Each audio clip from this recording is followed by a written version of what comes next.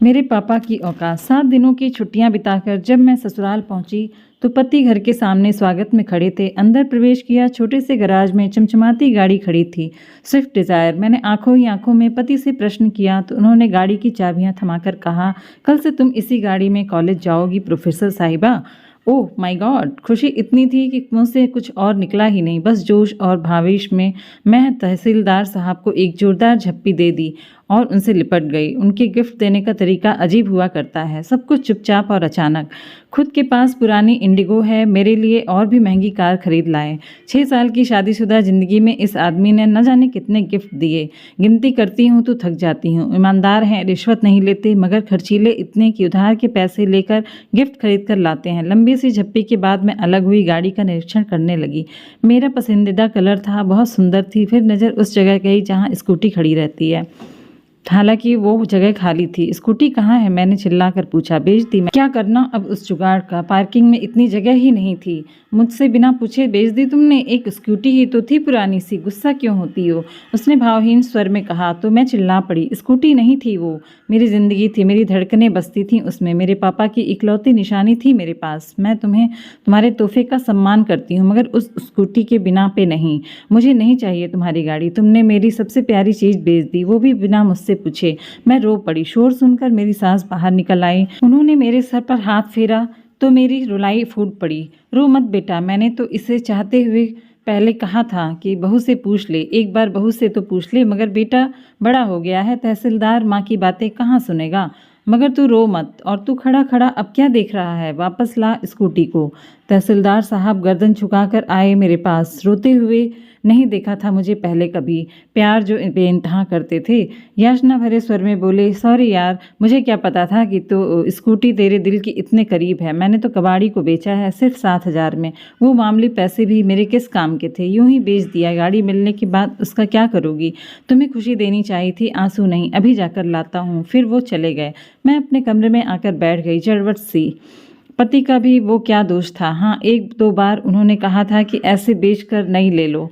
मैंने भी हंसकर कह दिया था कि नहीं, अभी यही ठीक है। लेकिन अचानक स्कूटी ना देखकर मैं बहुत ज़्यादा भावुक हो गई थी। होती भी कैसे नहीं, वो स्कूटी नहीं, औकात थी मेरे पापा की। जब मैं कॉलेज में थी तब मेरे साथ मेरे पढ़ने वाली एक लड़की नई स्कूटी लेकर कॉलेज आई थी। सभी सहेलियां उसे बधाई दे रही थी। तब मैंने भी उससे पूछ लिया, कितने की है? उसने तपाक से उत्तर दिया कि उसने मेरी जान ही निकाल ली थी। कितने की भी हो, तेरी और तेरे पापा की औकात से बाहर की है। अचानक पैरों में जान नहीं रही थी। सब लड़कियां वहां से चली गई थीं, मगर मैं वहीं बैठी रह गई। किसी ने मेरे हृदय का दर्द नहीं देखा था। मुझे कभी यह एहसास नहीं हुआ था कि ये सब मुझसे अलग गरीब समझती, मगर उस दिन लगा कि मैं उनमें से नहीं हूँ। घर आई तब भी अपनी उदासी छुपा नहीं पाई। माँ से लिपट कर रो पड़ी थी। माँ को बताया तो माँ ने बस इतना ही कहा, छिछोरी लड़कियों पर ज़्यादा ध्यान मत दे, पढ़ाई पर ध्यान दे। रात को पापा घर आए और उनसे भी मैंने पूछ लिया, पापा हम गरीब हैं क्या? तब पापा ने सर पे हाथ फिराते हुए कहा, हम गरीब नहीं हैं बिटिया, बस जरा सा हमारा वक्त गरीब चल रहा है। फिर अगले दिन भी कॉलेज नहीं गई। न जाने क्यों दिल नहीं था। शाम को पापा जल्दी ही घर आ गए थे और जो लाए थे उसकी बड़ी खुशी थी मेरे लिए, शब्दों में मैं बयां नहीं कर सकती। एक प्यारी सी स्कूटी, तितली सी, सोन चिड़िया सी नहीं, एक सफ़ेद परी थी वो, मेरे सपनों की उड़ान। सच कहूँ तो उस रात मुझे नींद नहीं आई। मैंने पापा को कितनी बार थैंक यू बोला। स्कूटी कहाँ से आई, पैसे कहाँ से आए, ये भी नहीं सोच सकी ज़्यादा खुशी में। 2 दिन मेरा प्रशिक्षण चला और मुझे साइकिल चलानी तो आती ही थी, तो स्कूटी भी मैं सीख गई। 5 दिनों बाद कॉलेज पहुंची अपने पापा की औकात के साथ, एक राजकुमारी जैसे अभी स्वर्ण जड़ित रथ से उतरी हो। सच पूछो तो मेरी जिंदगी में वो दिन खुशी का सबसे बड़ा दिन था। मेरे पापा मुझे कितना चाहते हैं सबको पता चल गया। मगर कुछ दिनों बाद एक सहेली ने बताया वो पापा की साइकिल रिक्शा पर बैठी थी। तब मैंने कहा, नहीं, वो किसी और की रिक्शे पर बैठी होगी। मेरे पापा के तो अपने टेम्पू है। मगर अंदर ही अंदर मेरा दिमाग झंझना उठा। क्या पापा ने मेरी स्कूटी के लिए टेम्पू भेज दिया? और 6 महीने से ऊपर हो गए, मुझे पता भी नहीं लगने दिया। शाम को पापा घर आए। मैंने उन्हें गौर से देखा। आज इतने दिनों बाद फुर्सत से देखा, जान पाई कि दुबले पतले हो गए हैं, वरना ध्यान से देखने का वक्त ही नहीं मिलता था। रात को आते थे, सुबह अंधेरे में चले जाते थे। टेम्पो भी किसी दूसरे दोस्त के यहाँ खड़ा कर आते थे। कैसे पता चलता बेच दिया है? मैं दौड़ दौड़ कर उनसे लिपट गई। पापा आपने ऐसा क्यों किया? बस इतना ही मुंह से निकला, रोना आ गया था। तू मेरा गुरूर है बिटिया, तेरी आंख में आंसू मैं नहीं देख सकता। मैं कैसा बाप हो सकता हूँ?